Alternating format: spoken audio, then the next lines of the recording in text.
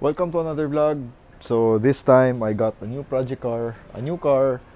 Got her last March, so it's been with me for 1 month already. Kasi I just sold the Montero and nawalan na ng kapalit yung Everest, which is my daily car. The Ford Everest 2018 is my daily. So I needed another car. So I was looking for a budget meal car, yung mura lang.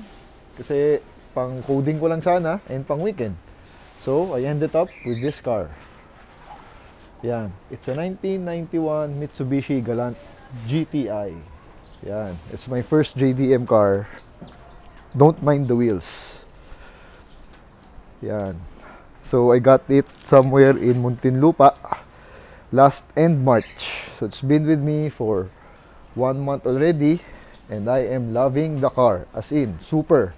Kasi nadadala ko na siya ng opisina 2 times a week, 3 times a week. So, sa Everest, di ko na masyadong nagagamit. And the best thing about this car is it's manual. Yan, 5-speed manual. Alright? So, bakit ito ang nakuha natin? Well, kasi unang-una, very affordable. I got her for 100,000 lang. So, it's value for money kasi cheap siya. And nagulat ako after buying her. Of course, I joined the groups. Salamat sa mga groups. Very helpful. Ang daming sellers. Lahat pwede mo bilhin. And yung mga pyesa, yung mga body parts, so, madali, available. So, and affordable. For this car, this guy, sobrang dali. Lahat pwede mong palitan. Kaya nagulat lang ako, no? So, anyway, this is how it looks like. I'm loving the rear end. Yan ang gustong-gusto ko dyan. Yung likod niya, those massive tail lights, gusto ko. 1991, 30-year-old car. And with the emblems pa, buo pa yung mga emblems niya. And with the badge, the DCI 16 valve. Yan, gustong-gusto ko yan. And then, of course, if you know me, I love cars with rear wings or rear spoilers. So, si GTI, meron siya. Actually, this is one thing kaya napatingin ako sa sasakyan na to dahil meron siyang wing. And executive car siya. It's a super saloon executive car, 4-door sedan. And it only has one exhaust pipe. Okay lang, pero at least tip siya. So stock is tip, dual tip. So I'm loving the rear end. So sa gilid naman, what I love about the side, again, don't mind the mugs. Naka 18s kasi siya, pero papalitan na natin siya soon, very very soon. Actually, kaya nga may video ngayon. Anyway, yung side niya, if you can see, meron siyang body cladding. Parang mga Benz na 80s, may cladding. Ito, tinan mo tong S-Class na to. Yan, may cladding, no? Kasi ngayon, mga sasakyan, like this Lexus ES350, wala nang cladding. Look, there's no cladding anymore. Kaya, I'm loving this one. So, meron siyang cladding. Right? So, ganda, di ba? So, meron din siyang decal sticker. Sa stock, meron talaga yung lumabas. Claiming the 2-liter engine, DOC 16 valve. EFI. Yan. So, yung harap, ang tapang din ng harap. This is the front of the car. Kung titignan nyo, yung headlights, maliit lang, singkit. So, parang nakasimangot. So, I'm loving the headlights also. The front view of the car. And it has the the famous fog lamps. Mahal yan. Kaya huwag yung mawalain yan. So, meron siyang fog lamps, small grille, and medyo nakalabas na bumper, no? So, yan yung harap. So, from the exterior, what I did, I had it tinted. To naka-ceramic tint na to, Korean, made in Korean. Kasi wala siyang tint when I got her. At ang sabi nila, pag JDM, wala dapat mga tint, dapat clear yan. But guys, it's summer, it's April, it's May already, hindi ko kaya talaga na walang tint dahil sobrang nasusunog ako sa loob. So, I had it tinted. Ngayon, sobrang lamig na sa loob, hindi na pumapasok yung tint. So, mas masarap na siyang gamitin. Yan. Light sa harap, and then sa wrap around, medyo dark ng konti, paikot ng kotse. So, let's check the engine. So, here is the engine. So, why would you buy a 1991 Galant GTI?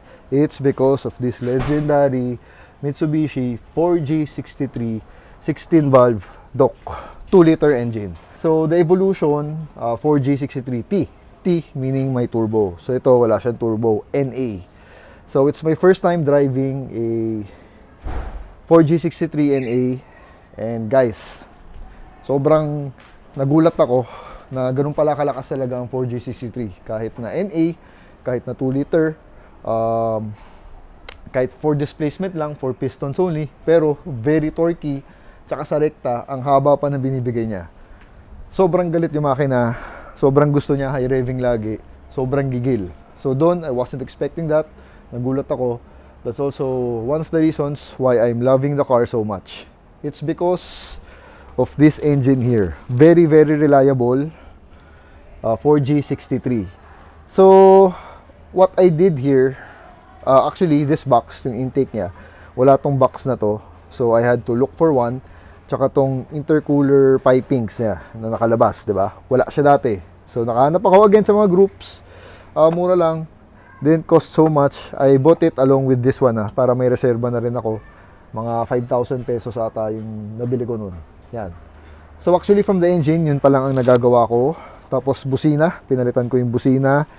And yung mga ilaw-ilaw niya. Sa fog lamps, pinalitan ko yung wirings din. Dahil mali-mali pa yung wirings niya, no? So yung pa lang ang ginagawa ko sa engine. Marami pa akong gagawin sa engine dito. Spark plugs kasi hindi pa napalitan. Yung timing belt napalitan na raw. So, okay. Change oil, papa-change oil ko na yan. Tapos, meron din siyang leak sa ilalim, somewhere here. So, isasabay ko na rin siguro. I don't know if you guys can see. Ayan, ayan oh. Nagli-leak. So, may leak siya sa oil pan din dito. So, isang babaan na lang. Isang gawaan na lang sana. So, again, why would you buy a GTI? Is because of this engine also. Ito yung selling point niya. Alright, let's check the inside of the car. So here is the inside of the car. Yeah. As you can see, it's very, very huge sa likod. Ito medyo sagad pa nga yung harap na upuan. Yan. Tapos, I'm 5'9".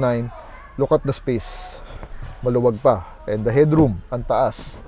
So, one of the reasons also why I got it is because nga, ang laki niya. Kaya, natutuwang-tuwa talaga ako dito sa akin na to, guys. If you're looking for a JDM car, project car, this might be of your liking. Kasi it offers so much. No? Okay, as you can see, naka-leather pa siya. Naka-leather seats. Nakuha ko ng ganyan. Underneath this leather seat is a tela yan. Fabric. And kung titignan nyo, fabric yan. Actually, having second thoughts kung aalisin ko ba yung leather seats niya or not. Kasi, I want to keep it kasi ang naiisip ko, it will protect the seats under, di ba? Siyempre, mape-preserve siya, hindi madudumayan, hindi mamamantsahan. On the second thought nga, para to keep it as stock as possible, alisin yung leather seats para exposed yung upuan na fabric para mas maganda makita. But then, for now, siguro, dito muna siya. Since sayang naman, andyan na. Mahal din ata, bilhin ng dating may-ari dyan. So, yeah. Okay, here, what I did here, what I love about this car here is yung, tinan mo yung loob niya, yung dash. Yan. I'll give you time to digest everything. Yan. Why I bought this car also is because of this 5-speed transmission. Imagine this, no? Executive car, super saloon, then you have a 5-speed 4G63 manual. So that doesn't happen every day, no? Hindi, walang coaching may ganyan. Sobrang bihira. So one of the selling points din is yung transmission niya. Tas this one, ang ginawa ko na sa loob is yung steering. Dati naka VR, naka ano ata siya, Ray-Ban na Galant na steering. So inalis ko yun at nandun pa naman, nakuha ko pa naman yung stock na steering wheel niya. So this one. And then sa loob also, ito yung cluster gauge niya. Kung titingnan nyo, kung mapapansin nyo yung RPM, it's all the way up to 9,000 RPM. So yung when I was browsing Facebook, when I was looking for a car na, I stumbled upon na Galant din. Ito, GTI. Then nakita ko, no, 9 pala RPM nun, grabe. So sabi ko, sporty yan. So yan, dahil dyan, napatingin ako ng Galant GTI. Sa 9 na yan. You don't get that every day. every time, no? Bihirang-bihira may 9. So kung may 9 sa cluster, alam mong the car is very special, no? So this is the cluster gauge. Ayan. It has 66,000 kilometers. I don't know if that's true. Hindi ko kasi alam kung ulig tong cluster na to dahil meron din siyang miles, may kilometers. So I think hindi yata ulig yan, no? Pero okay lang yon. So very simple. I'm loving the cluster gauge. Needles, of course. Yan. Walang umiilaw dyan. So, ang ginawa natin dito sa loob, ito, kung titingnan nyo, bago na yan. I bought it second hand. Kasi basag-basag. Yung mga very brittle kasi itong mga to, madaling masira sa galant. So when I got her, it was broken already. So nakahanap ako, 1,000 pesos lang. Yan, ginabit na natin yan, bago. And wala yung ilaw dati. Ngayon may light na yan. And dati bulag yan, right? So this one also, medyo yellowish lang. But dati kasi basag na rin yan. Naiinis ako. So I also look for one. Ito mas mahirap hanapin to kaysa dito, no? So this is much more expensive. 3,000 na bili ko dyan or 4,000, I don't know. Basta binili ko na yung may nakita ako dahil ang hirap maghanapin to. Mas mahirap to. This is original, but all the lights are working, no? Yan. Tapos, yung when I got the car, what I didn't like from the inside, unang-una yung aircon louvers niya. Yan. Yan. Yan. Kung titingnan yung aircon louvers, sakit ng Galant GTI is sirain ang aircon louvers kasi very brittle to, madaling masira, no? So lahat yan sira, yun sira, yun medyo sira din. Tapos meron bang mga carbon decal sticker, nilagyan ng carbon sticker ng dating may-ari. Ito, yan, yan, yun, yan, yan, yun, naka-carbon sticker. Ito, naka-carbon sticker lahat yan. Yan, naka-carbon sticker. So, yung mga carbon na yon needs to be deleted as soon as possible, no? Dahil gusto ko nga, as much as possible, ibalik siya sa stock. So, yun yung mga ginawa natin. So, dito, wala na ako nakita muna. For the meantime, wala ako nakitang matino pa. So, naghanap muna ako ng universal from online. Universal aircon louver. So, ginawa na lang namin na paraan. Ni Charlie, yung mechanic natin, sinakto na lang niya. Kasya na, okay naman na yan. That will work for the meantime. So, let's leave it like that muna hanggang makahanap ako ng urig na okay na status. Now, this one, ito ang pinakamahal dito. Ayan, this guy. Yung buong yan. I got it for 7,000 pesos. No? Again, thank you sa mga sellers online. Kinuha ko na kasi mahirap hanapin to. Yung mint condition na aircon louvers sa gitna. No? Yan. So yung mga carbon decal, sinalis ko na. Ito, oh, hello. Ganda na. Swimming ka? Pinalitan ko na buo yan dahil naka-carbon sticker. Ito, naka-carbon sticker. Sinalis ko, bumili na rin ako ng buo, pati yan. Pati dito, tinanggal ko lahat ng carbon sticker niya. No? Even the clock, bago yan. Bago yan. Mura lang naman. Hindi naman mahal, kaya binili ko na. Kaya natuwa ako, no? So, basically, buti naka-Bluetooth na siya, naka-Michi. So, it will stay for now. So, yan na muna. Then, yung aircon nito, I'm loving the dials, no? Di ikot, di ganyan. Gustong-gusto ko yung style na yan. Pati ito, pinalitan ko kasi faded na yan. Bago yan. Pati itong cigarette is stock. Pinalitan ko ng stock. Dati kasi hindi stock yung nakalagay. So, this is the inside. I super love to drive this car. Talagang sobra.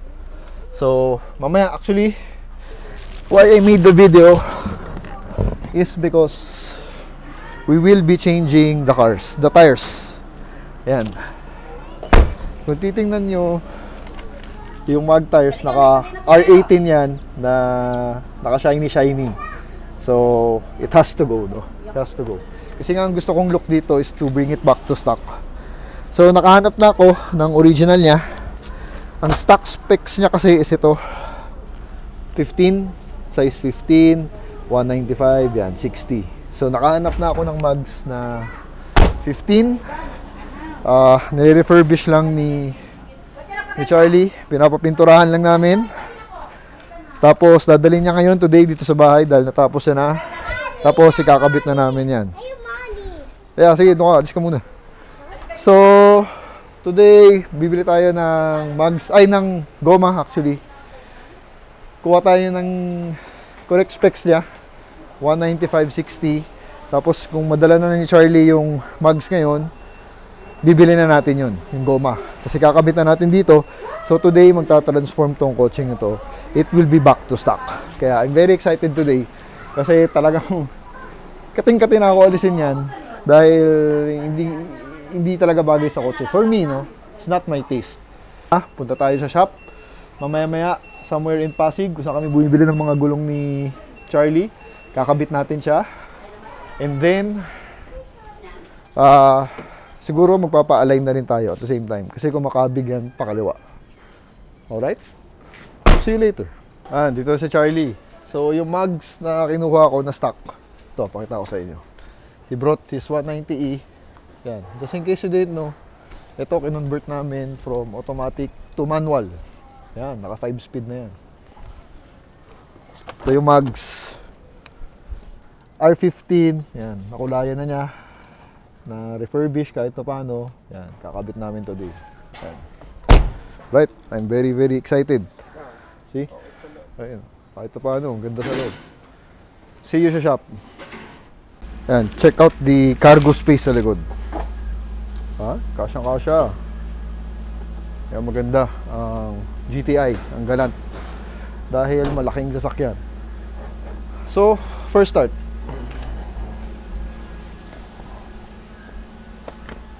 Also pala, napalitan ko yung mats to. Nakahanap ako online, Lazada lang, Mitsubishi with the red logo. Mura lang, parang 1,000 pesos lang. Tsaka hindi siya gumagalaw. Right? Yeah, first start. This is the key, old school, hindi push start, parang yun. Yung kasi push start, ito hindi. Yan ang gusto ko, old school.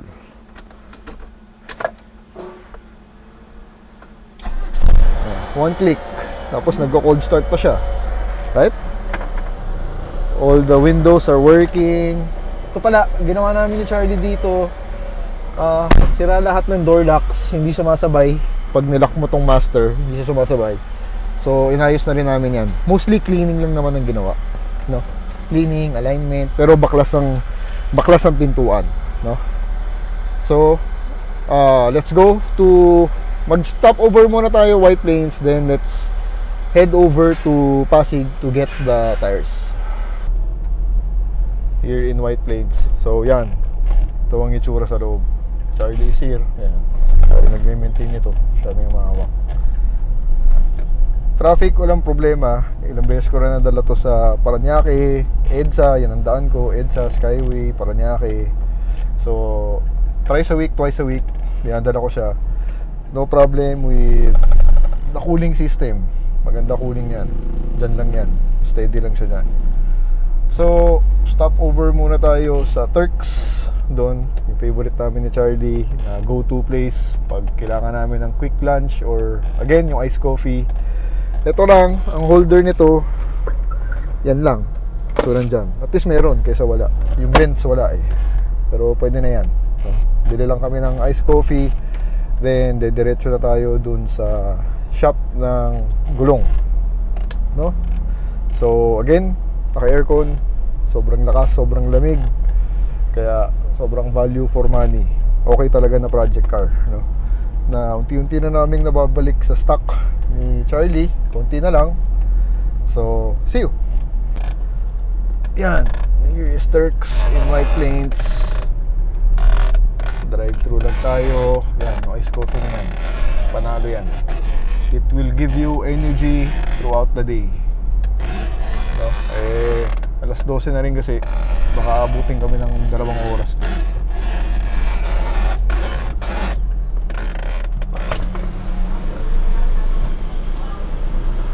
Hanggang si Kuya. Boss, 2 ice cream. Ice cream. Ice Americano. Ice Americano. Which sugar, sir? Splenda. Stevia ba? Yes, po. Ate Gisa. Yun lang. Yan. Thank you. Ano yung ganun yung ano eh, baka may maganap sa'yo. Ay, teka. Yung ano? Yung ganun yung Thank you. anak ng asawa ng boss ko. Ano gabenta? Binibenta niya na. Kasi may Land Cruiser na siya eh. Tapos 2 na Prado niya. Isa yung Japan na converted. Tapos yung modelo na bilog.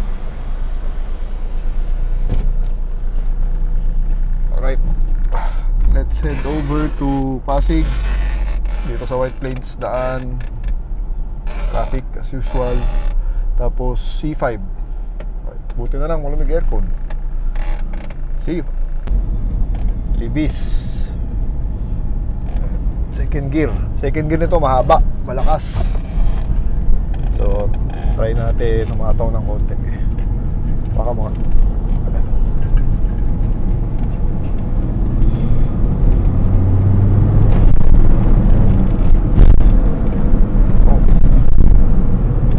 wala, hanggang third gear lang kapos ng daan. So, nga pala, pati suspension nito ride, sobrang ganda. Para kang naka-bench, nagulat din ako. I wasn't expecting that.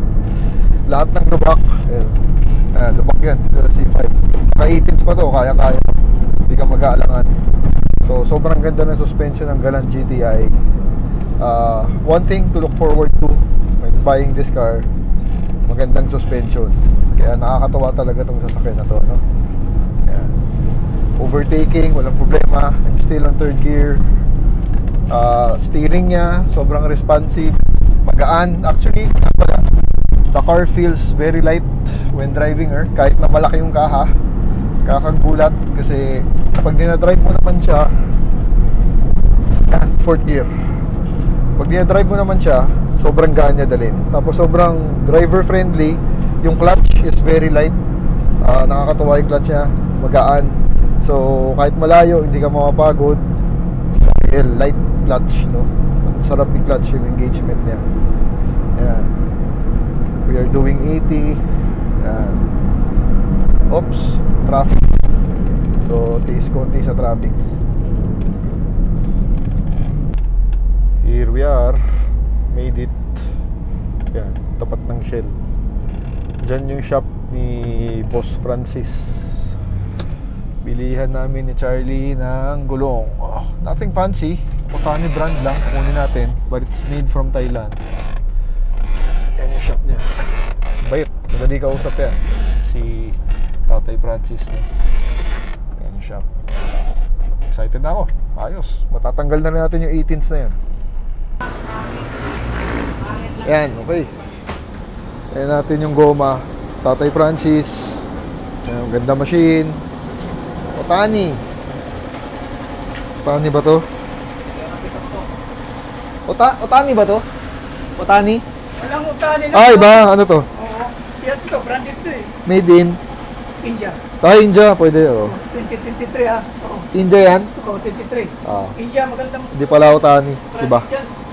Anyway, di man ako. Size yung Otani na ano. Wala, 16? Na 15?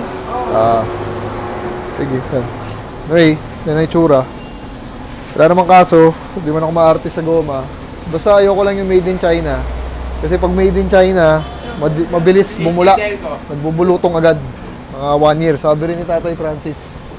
Kahit na nagbebenta siya ng mga China, hindi niya nire-recommend masyado yung mga mura na China kasi mabilis nga bumula. So, India okay yan, Thailand okay yan. Yan. So, kabit natin. Balancing, meron din yan. So, lalagyan ng tingga to balance her out. Yan. Ayos dito sa shop ni Tatay Francis. Ayan o, ano pangalan? Fairways. Alright, i-google yun na lang. Sa may Pasig lang yan. Madali kausap si Tatay Francis. Yan siya. 30 years na naggugulong yan. 30 years ka na naggugulong, di ba? 30 years ka na naggugulong? Oo.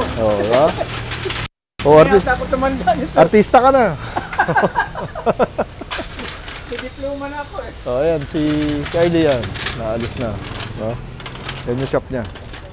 So, for your tire needs, check nyo yan. Google nyo na lang. Dali kausap si Tatay. Tsaka maganda yung machine. Inaalagaan nila yung mags. Kinakabit ng Charlie. Yan, first look. Woo!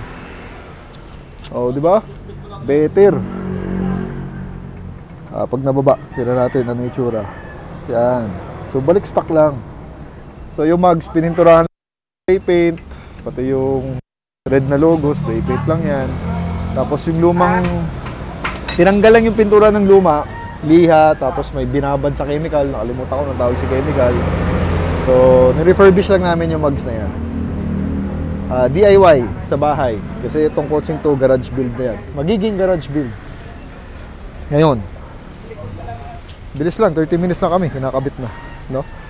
So mamaya siguro, takbo tayo ng pa-align na natin. Mahatak to eh, pakaliwa. Tignan natin ngayon yung ride. Ngayon, mas maganda na ride nito, for sure. Just finished. Ayan, naka-install. Teka. Ay. Ito may likod. I mean, the backspace yan, 18 yan. So, kasya naman. Kaya maganda galant. Very functional lahat, kasya. Diba? 18 yan, kasya naman. Malaki space. Yan, sa loob. Yan, yung isa ilalagay mamaya doon. So basically, yan ang itsura na nasakyan ngayon. Oh, nag-transform back to the 90s. 195/60. Yan. Diba? Better. So yung ride niyan dapat lang mas maganda. Right? Excited to drive. Balik lang kami sa bahay. Palitan namin itong lug nuts nung mas maliit. Tapos I'll update you guys. Initial thoughts, parang mas bumaba yung kotse, yung feel mo sa loob, parang mas bumaba siya. Pero mas gumaan. So mas gumaan yung steering, tapos nabawasan yung hatak sa kaliwa. So baka hindi ko na muna ipa-align. Mamaya, tingnan ko dun sa C5 kung makarekta kami. So overall, parang mas okay yung ride niya ngayon. Lighter. Tapos mas responsive yung steering, no? Yan. Santa Rosa Bridge. Ganda ng bridge na to. Ayan. Ayan. Better ride. Mas magaan nga siya. Unang effect, laki ng ginaan ng sasakyan. Ayan. Ayan. Ayos. Stock condition. Alright. Yan, walang traffic. Naka second gear tayo. 3,000 RPM. Boom. Ayan, diba? Executive car na manual. Saan ka nakakita ng ganun?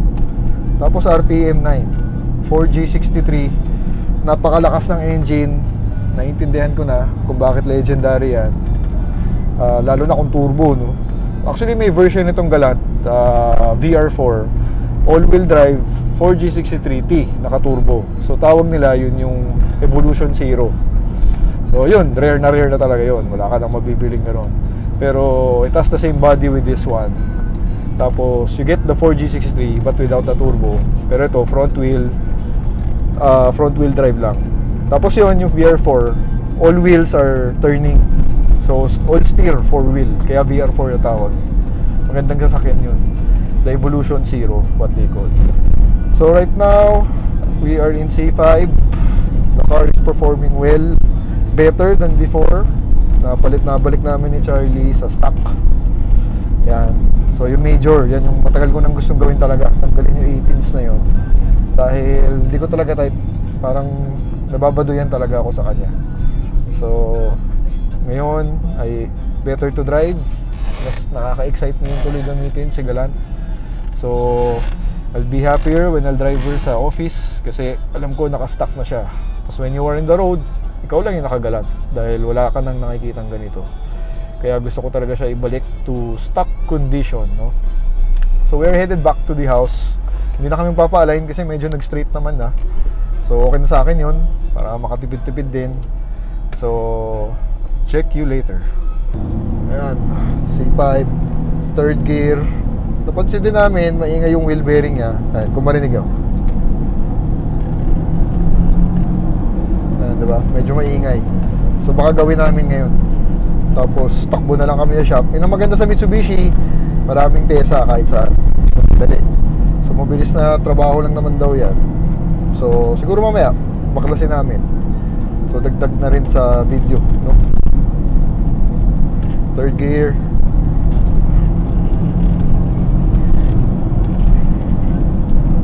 Fourth gear.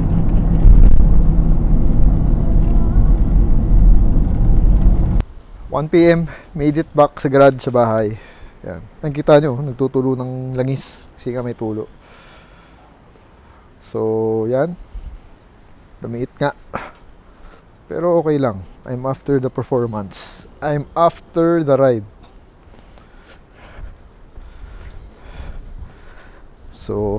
So ngayon, titingnan na lang ni Charlie yung wheel bearing dahil napansin namin ng ingay. So, mura lang naman daw. So, papabaklas ko na. Tapos takbo na lang kami sa shop mamaya to look for a wheel bearing. Yan yung papalitan, yung gitna. Tinig mo. Dapat hindi tumutunog no?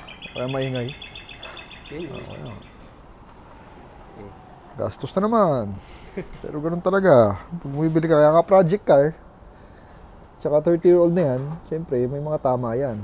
So, ngayon, nalalaman na namin isa't isa. Pero the good thing about Galant, hindi ganun kamahal yung mga pyesa niya. So, malalaman natin magkano. Alright? Hapon na, inabot na ng almost 6 PM. Here's the car. Nabalik na ni Charlie yung gulong sa harap. So, natanggalan namin yung wheel bearing. So, bili na lang kami online, naghanap pa kami online, mura lang. It's about almost 1,000 pesos per piece. So, I ordered 2 already. So, next week darating na yon. Tapos pagdating, babaklasin na lang ulit ni Charlie. Madali lang naman daw yon. Tapos kasi kailangan pa i-machine press yun. So, baklas, kabit ng bago, machine press, tapos balik. So, that should take care of the noisy sound when using the car, no? Pero safe naman gamitin yan, sabi niya. So, again, the look of the car now on stock. Ganda. I'm loving it. Medyo naninibago na ako sa likod. Medyo naliliitan ako kasi pumasok. Pero okay lang yan. Masanay din ako. Again, I'm after the ride. So, kanina, when we were driving her, mas maganda na yung drive niya. Lighter, quicker, mas madali i-maneuver. Yan. Tsaka mas bumilis ng konti kasi mas bagaan nga yung mags, no? So anyway, I'm really happy about this Galant. I'm loving the 4G63. Talagang ibang klase yung engine na yun. Wild, gigil, galit. No? You can feel the power, the energy of the engine. Talagang driving this car, ayaw niya ng mabagal lang. Gusto niya high rev. Gusto niya mabilis. Kaya tendency, hataw ka ng hataw. And kaya siguro, manual yung ginawa ng Mitsubishi dyan, no? With the 5-speed. Alright? So, next project for this car, next plan, gagawin namin dyan, lilipat na kami sa engine works ni Charlie para to oil change, spark plugs, yung mga tulo, address na namin yun. Yeah, yun. Then, after nun, kung papansinin nyo, pangit na yung kulay niya. So, papakulayan na namin yan. Paparepaint ko. Paparepaint ko para bumalik yung shine niya, no? Dapat yan makintab dahil 30-year-old car na yan. So again, I'm really happy about this car. So if you're looking for a project car na budget meal, again, 100,000 lang. You can buy this 30,000 to 40, 50, 60,000, depende sa condition. Sobrang low value na lang ngayon to. Ang sarap paglaruan talaga. And you can use her everyday. Pwede. Kaya nakagulat, no? So I would recommend this for a project car if naghahanap kayo. And masarap buuin, active yung groups, maraming pyesa. Alright, so that's the video for today. Please help my channel by subscribing and liking this video. Thank you.